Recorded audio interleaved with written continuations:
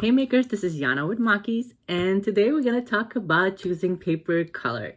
So I have a client that I have designed my Miss Quince butterfly and I wanted to make it 3D. The client has chosen to use violet and silvers. So what I did is I took a look at my collection and see what I have. And I picked out these three colors, this beautiful shimmery silver, and these two violet, a darker one and a lighter color right here, as you can see. So what I want to talk to you about is how do I decide which color goes on top? So as you can see design right here, when I design my artwork, what I create is try to choose the paper colors that match the design.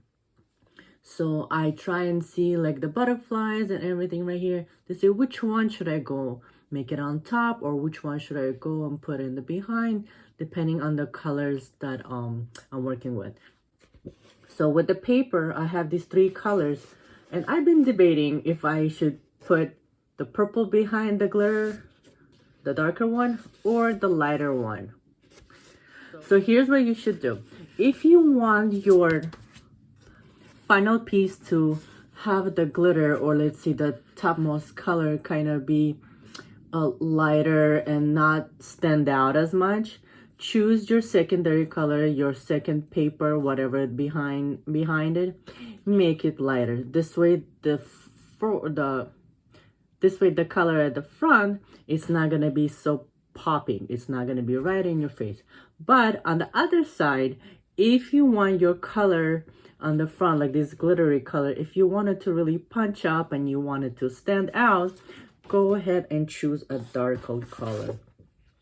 So as you can see, the glitter over this dark color really stands out. It's right in your face, really punchy, opposed to this lighter one. So what I'm gonna do now is I'm gonna go ahead and cut out my design, and then I'm gonna show you how it all came out. So here we are, I'm back. I have cut and assembled the Miss Quince butterfly cake topper, and here's what we have.